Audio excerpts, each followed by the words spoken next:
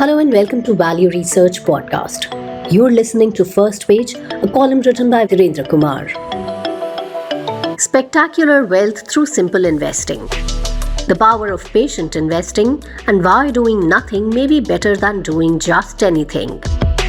Some time ago, I came across the fascinating story of Ronald Read, an American janitor and gas station attendant who, when he passed away in 2014, left behind an $8 million fortune. What is truly remarkable is that he built this wealth while working jobs that never paid him more than a modest salary. The striking thing is that Read's story isn't about some magical investment strategy or discovering the next big thing.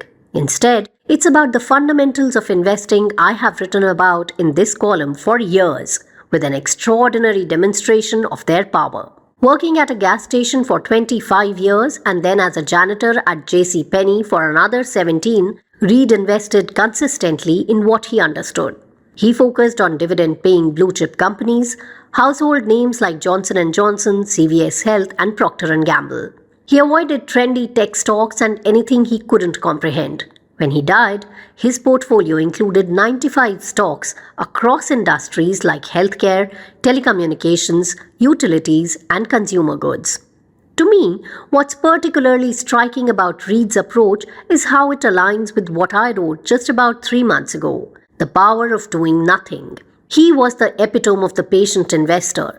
His stock certificates reached 5 inches high in his bank locker when stacked up. These weren't frequently traded positions. They were long-term holdings he allowed to grow and compound over decades. His investment philosophy was remarkably simple.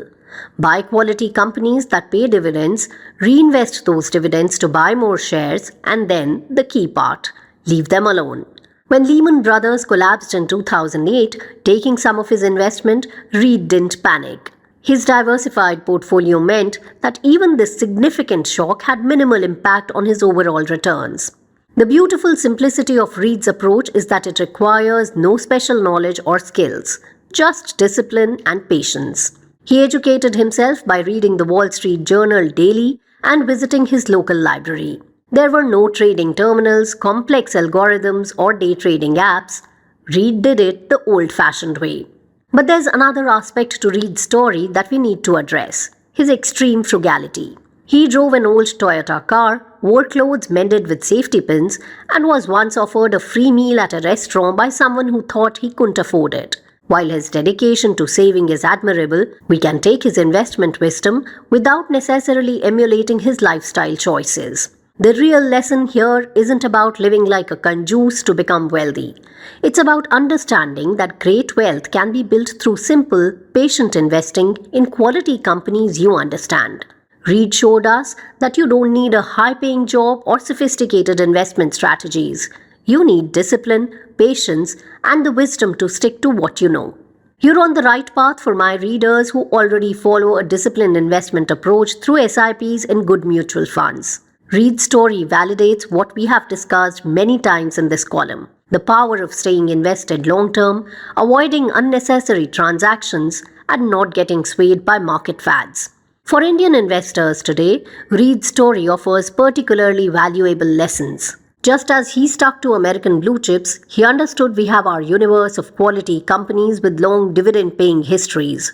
Names like Power Grid, Abbott India, or Cera Sanitary Ware might not make for exciting conversations on social media, but they've been steady wealth creators for patient investors over decades. Read's approach of investing in banks, consumer goods, and utilities would have worked wonderfully in India too. Sectors that cater to basic needs tend to be reliable wealth creators in any growing economy.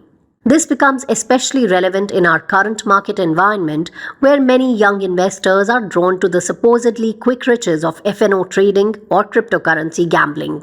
Read's success came not from trying to make fast profits, but from treating stock investing as buying partial ownership in solid businesses.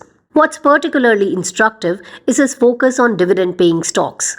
Companies with consistent dividend policies in our market often indicate strong corporate governance and sustainable business models. While capital gains might seem more exciting, dividends provide a tangible return that can be reinvested for compounding wealth.